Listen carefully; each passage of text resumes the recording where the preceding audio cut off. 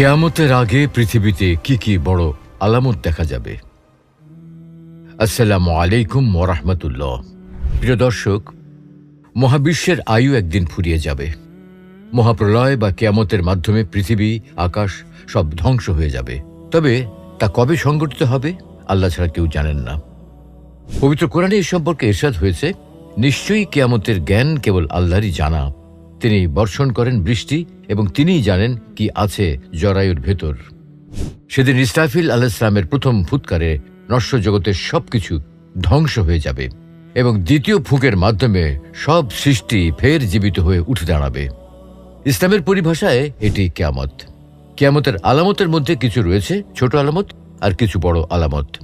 বড় আলামতগুলো কিয়ামত খুব কাছে এলে দৃশ্যমান হবে।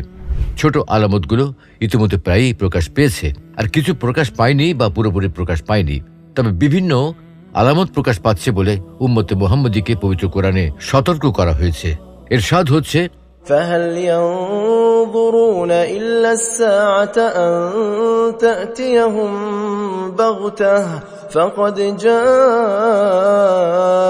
أشراطها فأنى لهم إذا جاءتهم ذكراهم। তারা শুধু এই অপেক্ষাই করছে যে কিয়ামত হঠাৎ করেই তাদের কাছে এসে পড়ুক। বস্তুত কিয়ামতের লক্ষণ সমূহ তো এসেই পড়েছে। সুতরাং কিয়ামত এসে পড়লে তারা উপদেশ গ্রহণ করবে কেমন করে? কিয়ামতের আগে বড় আলামত। প্রিয় দর্শক, সহিহ হাদিসের বিবরণ থেকে অবগত হওয়া যায়, আখিরি জামানায় ইমাম মাহদীর আত্মপ্রকাশ কিয়ামতের সর্বপ্রথম বড় আলামত। তিনি আগমন করে এই উম্মতের নেতৃত্বের দায়িত্বভার গ্রহণ করবেন, ইসলাম ধর্মকে সংস্কার করবেন এবং ইসলামী শরীয়তের মাধ্যমে বিচার ফয়সালা করবেন। পৃথিবী হতে জুলুম নির্যাতন দূর করে ন্যায় ইনসাফ দ্বারা তা ভরে দেবেন। উম্মতে মুহাম্মদী তার আমলে বিরাট কল্যাণের ভিতরে থাকবে।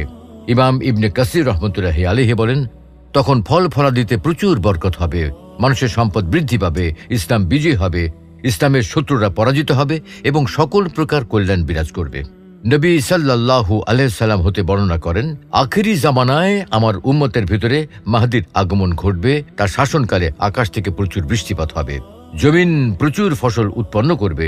তিনি মানুষের মাঝে সমানভাবে প্রচুর সম্পদ বিতরণ করবেন, গৃহপালিত পশুর সংখ্যা বৃদ্ধি পাবে এবং উম্মতে মুহাম্মদীর সম্মান বৃদ্ধি পাবে। তিনি 7 বছর কিংবা 8 বছর জীবিত থাকবেন।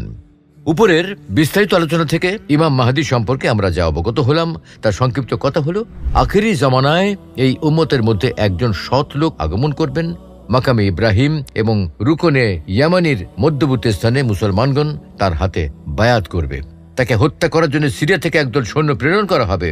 সৈন্যদলটি যখন মক্কার পথে বায়দা নামক স্থানে পৌঁছাবে, তখন ভূমিধসে সকল সৈন্য হালাক হয়ে যাবে। আল্লাহ তাআলা ইমাম মাহদীকে এইভাবে তার শত্রুদের হাত থেকে হেফাজত করবেন। তিনি মুসলমানদের খলিফা হয়ে ইসলামের মাধ্যমে বিচার ফায়সালা করবেন। তার জামানায় মুসলমানদের মাঝে চরম সুখ শান্তি ও নিয়ামত বিরাজ করবে। অতঃপর তিনি দামেস্কের মসজিদে ফজরের নামাজের সময় ঈসা আলাইহিস সালামের সাথে সাক্ষাৎ করবেন। প্রথমে তিনি ঈসা আলাইহিস সালামকে নামাজের ইমামতি করার অনুরোধ জানাবেন, কিন্তু তিনি তা প্রত্যাখ্যান করলে স্বয়ং ইমাম মাহদী ইমামতি করবেন। ঈসা ইবনে মারিয়াম আলাইহিস সালাম ইমাম মাহদীর পেছনে মুক্তাদি হয়ে নামাজ আদায় করবেন। অতঃপর তিনি ঈসা আলাইহিস সালামের সাথে যোগ দিয়ে দাজ্জালের বিরুদ্ধে যুদ্ধ করার জন্য বের হবেন এবং দাজ্জাল হত্যার কাজে ঈসা আলাইহিস সালামকে সহায়তা করবেন। অতঃপর তিনি 7 বছর মতান্তরে 9 বছর পৃথিবীতে বসবাস করে মৃত্যুবরণ করবেন। মুসলমানগণ তার নামাজে জানাজা পড়বে। আখিরি জামানায় কিয়ামতের নিকটবর্তী সময় মিথ্যুক দাজ্জালের আবির্ভাব ঘটবে। দাজ্জালের আগমন কিয়ামতের নিকটবর্তী হওয়ার সবচেয়ে বড় আলামত। মানব জাতির জন্য দাজ্জালের চেয়ে অধিক বড় বিপদ আর নেই। বিশেষ করে সে সময় যে সমস্ত মুসলিম জীবিত থাকবে তাদের জন্য ঈমান নিয়ে টিকে থাকা অত্যন্ত কঠিন হয়ে পড়বে। সমস্ত নবী আপন উম্মতকে দাজ্জালের ভয় দেখিয়েছেন। আমাদের নবী সাল্লাল্লাহু আলাইহি সাল্লামও দাজ্জালের ফিতনা থেকে সতর্ক করেছেন এবং তার অনিষ্ট থেকে বাঁচার উপায়ও বলে দিয়েছেন।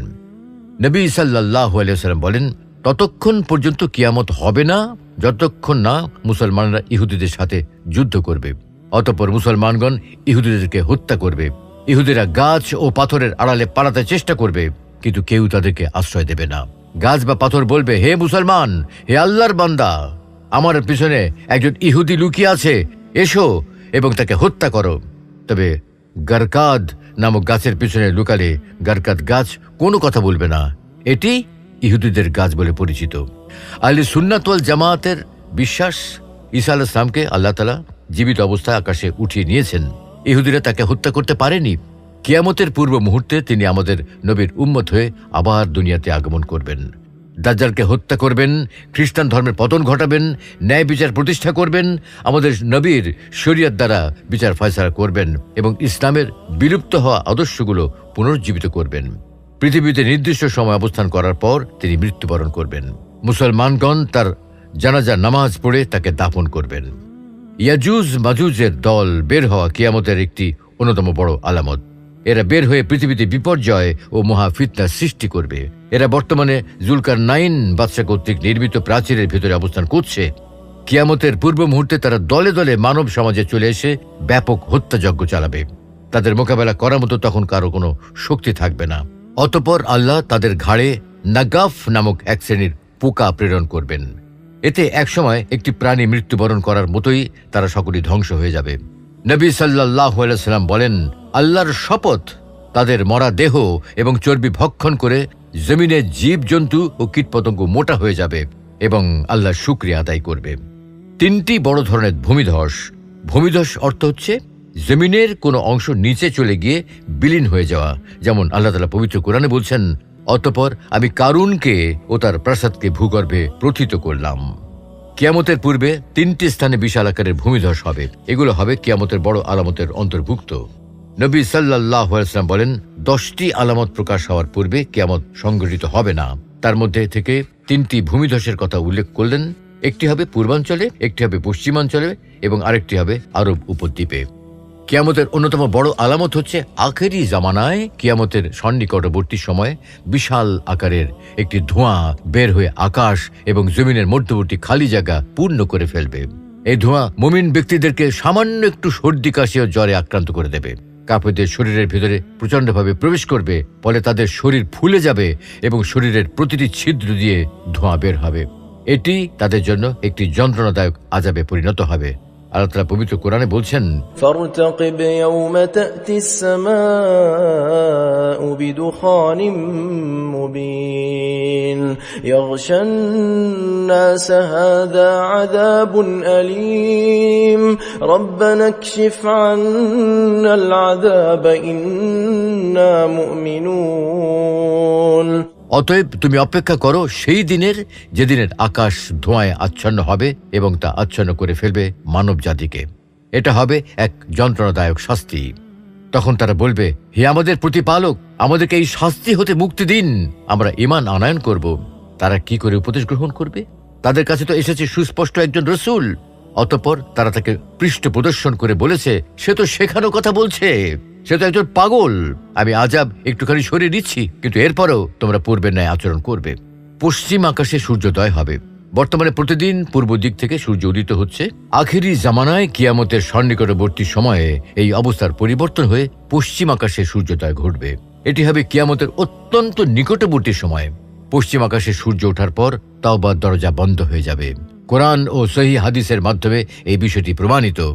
আল্লাহ তাআলা পবিত্র কোরআনে বলছেন, তারা শুধু এই বিষয়ের দিকে চেয়ে আছে যে তাদের কাছে ফেরেশতা আগমন করবে, কিংবা আপনার পালনকর্তা আগমন করবেন, অথবা আপনার পালনকর্তার কোনো নিদর্শন আসবে। যেদিন আপনার পালনকর্তার কোনো নিদর্শন এসে যাবে, তখন এমন ব্যক্তির ঈমান কোনো উপকারে আসবে না যে পূর্ব থেকে ঈমান আনয়ন করেনি কিংবা স্বীয় বিশ্বাস অনুযায়ী কোনো সৎ কাজ করেনি। হে নবী, আপনি বলুন, তোমরা অপেক্ষা করতে থাকো, আমরা অপেক্ষা করতে থাকলাম। অধিকাংশ মুফাসসিরে কোরআনের মতে অত্র আয়াতে কোনো নিদর্শন বলতে পশ্চিম দিক থেকে সূর্যোদয়কে বোঝানো হয়েছে। ইবনে জারির আত-তাবারি বলেন, আয়াতে বর্ণিত নিদর্শনটি পশ্চিম আকাশ থেকে সূর্য উদিত হওয়াই অধিক বিশুদ্ধ, কারণ এ ব্যাপারে অনেক সহিহ হাদিস বর্ণিত হয়েছে। আখিরি জামানায় কিয়ামতের নিকটবর্তী সময় জমিন থেকে দাব্বাতুল আরদ নামক এক অদ্ভুত জন্তু বের হবে। জন্তুটি মানুষের সাথে কথা বলবে। এটি হবে কিয়ামতের নিকটবর্তী হওয়ার অন্যতম সর্বশেষ ভয়াবহ আলামত। পশ্চিম আকাশে সূর্য উদিত হওয়ার পর তাওবার দরজা বন্ধ হয়ে গেলে এটি বের হবে। সহিহ হাদিস থেকে জানা যায়, পশ্চিম আকাশে সূর্য ওঠার কিছুক্ষণ পরেই জমিন থেকে এই অদ্ভুত জানোয়ারটি বের হবে। তওবার দরজা যে একেবারেই বন্ধ হয়ে গেছে এই কথাটিকে চূড়ান্তভাবে প্রমাণ করার জন্য সে মুমিনদেরকে কাফের থেকে নির্দিষ্ট চিহ্নের মাধ্যমে আলাদা করে ফেলবে। মুমিনের কপালে লিখে দেবে মুমিন এবং কাফেরের কপালে লেখা থাকবে কাফের। কিয়ামতের সর্বশেষ আলামত। কিয়ামতের পূর্বে ইয়ামানের আদুন নামক স্থানের গর্ত থেকে একটি ভয়াবহ আকারের আগুন বের হয়ে মানুষকে হাসরের দিকে একত্রিত করবে। মুসলিম শরীফে হুযায়ফা রাহমাতুল্লাহ আলাইহি থেকে বর্ণিত, তিনি বলেন, একদা রাসূলুল্লাহ সাল্লাল্লাহু আলাইহি ওয়াসাল্লাম আমাদের কাছে আগমন করলেন। আমরা তখন কিয়ামত সম্পর্কে আলোচনা করছিলাম। তিনি বললেন, যতদিন তোমরা 10টি আলামত না দেখেও ততদিন কিয়ামত হবে না। ধোঁয়া, দাজ্জালের আগমন, ভূগর্ভ থেকে নির্গত দাব্বাতুল আরদ নামক অদ্ভুত এক জানোয়ারের আগমন, পশ্চিম আকাশে সূর্যোদয়, ঈসা ইবনে মারিয়ামের আগমন, ইয়াজুজ মাজুজের আবির্ভাব, পূর্বে ভূমিধস, পশ্চিমে ভূমিধস, আরব উপদ্বীপের ভূমিধস, সর্বশেষে ইয়ামান থেকে একটি আগুন বের হয়ে মানুষকে সিরিয়ার দিকে হাঁকিয়ে নেবে। পূর্বে আলোচনা হয়েছে ইয়াজুজ ও মাজুজের দল ধ্বংস হয়ে যাওয়ার পর এবং কিয়ামতের বড় বড় আলামতগুলো প্রকাশ হওয়ার পর পৃথিবীর সর্বত্র ইসলামের মহান বিজয় ও বিস্তার ঘটবে। অতঃপর আবার ইসলাম দুর্বল হয়ে যাবে, অশ্লীলতা ও পাপাচারিতা বিস্তার লাভ করবে, ইসলামের শিক্ষা উঠে যাবে, কোরআন মুছে যাবে এবং দ্বীনি ইলমের চর্চা বন্ধ হয়ে যাবে। সকল ইমানদার লোককে উঠিয়ে নেওয়া হবে, শুধু নিকৃষ্ট লোকের অবশিষ্ট থাকবে। তাদের উপর কিয়ামত কায়েম হবে। নবী সাল্লাল্লাহু আলাইহি ওয়াসাল্লাম বলেন, কাপড়ের রং যেমন উঠে যায় তেমনি ভাবে ইসলাম উঠে যাবে। নামাজ, রোজা, হজ ও যাকাতের কোনো কিছুই অবশিষ্ট থাকবে না। কোরআনের আয়াতগুলো মিটে যাবে। পৃথিবীর মানুষের মাঝে তখন লা ইলাহা ইল্লাল্লাহ ব্যতীত ইসলামের অন্য কিছু অবশিষ্ট থাকবে না। তারা বলবে, আমাদের পূর্বপুরুষদেরকে এই বাক্যটি বলতে শুনেছি, তাই আমরা বলি। তাওহীদের কালেমা পাঠকারী এই শ্রেণীর লোকও চলে যাওয়ার পর কেবল নিকৃষ্ট লোকেরাই বেঁচে থাকবে। তাদের উপর কিয়ামত কায়েম হবে। নবী সাল্লাল্লাহু আলাইহি ওয়াসাল্লাম বলেন, নিকৃষ্ট মানুষের উপর কিয়ামত প্রতিষ্ঠিত হবে। আখিরি জামানায় একটি বাতাস এসে সমস্ত মুমিনদের জান কবজ করে নেবে। তারপর পৃথিবীতে আল্লাহ আল্লাহ বলার মতো তথা আল্লাহর নাম উচ্চারণ করার মতো কোনো লোক থাকবে না। নিকৃষ্ট লোকেরাই বেঁচে থাকবে। তাদের উপরেই কিয়ামত প্রতিষ্ঠিত হবে। আখিরি জামানায় কিয়ামতের পূর্ব মুহূর্তে যখন পৃথিবীতে আল্লাহ আল্লাহ বলার মতো কোনো লোক থাকবে না, তখন কাবা ঘরের প্রতি অসম্মান প্রদর্শন করা হবে। হাবাসা থেকে জুল সুয়াইকাইতাইন নামক একজন লোক এসে কাবা ঘরকে ভেঙে ফেলবে। নবী সাল্লাল্লাহু আলাইহি ওয়াসাল্লাম বলেন, জুল সুয়াইকাতাইন নামক এক হাবশী লোক কাবা ঘর ধ্বংস করবে। দুনিয়ার বয়স যখন শেষ হয়ে যাবে, মানুষের চারিত্রিক পতন ঘটবে, কুকর্মে পৃথিবী ভরপুর হয়ে যাবে, আল্লাহর নাম উচ্চারণ করার মতো কোনো লোক বাকি থাকবে না, তখন কোন এক জুম্মার দিন ইসরাফিল ফেরেশতার সিংহায় ফু দেওয়ার সাথে সাথে দুনিয়া ফানা হয়ে যাবে। এ ব্যাপারে আল্লাহ তাআলা পবিত্র কোরআনে বলছেন, ونفخ في الصور فصعق من في السماوات ومن في الأرض إلا من شاء الله ثم نفخ فيه أخرى فإذا هم قيام ينظرون। এবং সিংহায় ফু দেয়া হবে, ফলে আকাশ ও জমিনে যারা আছে সকলেই বেহুশ হয়ে যাবে, তবে আল্লাহ যাকে ইচ্ছা করেন সে ব্যতীত। অতঃপর আবার সিংহায় ফুঁক দেওয়া হবে। তৎক্ষণাৎ তারা দণ্ডায়মান হয়ে দেখতে থাকবে। এত অল্প সময়ের মধ্যে কিয়ামত প্রতিষ্ঠিত হবে যে লোকেরা উটনির দুধ দহন করবে কিন্তু পান করার সময় পাবে না। দুজন লোক কাপড় ক্রয় বিক্রয় করার জন্য একমত হবে, কিন্তু ক্রেতা মূল্য পরিশোধ করে কাপড়টি হস্তগত করার সুযোগ পাবে না।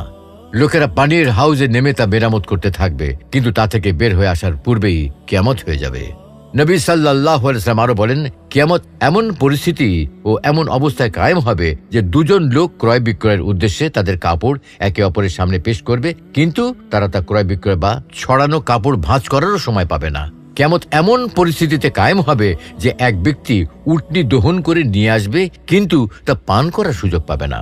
কিয়ামত এমন পরিস্থিতিতে কায়েম হবে এক ব্যক্তি পশুকে পানি পান করানোর জন্য চারি বসাতে থাকবে, কিন্তু তার পশুকে পানি পান করানোর সুযোগও পাবে না। কিয়ামত এমন পরিস্থিতিতে কায়েম হবে যে এক ব্যক্তি মুখে খাদ্যের লোকমা উঠাবে, কিন্তু তা মুখ দিয়ে খাবার সুযোগ পাবে না।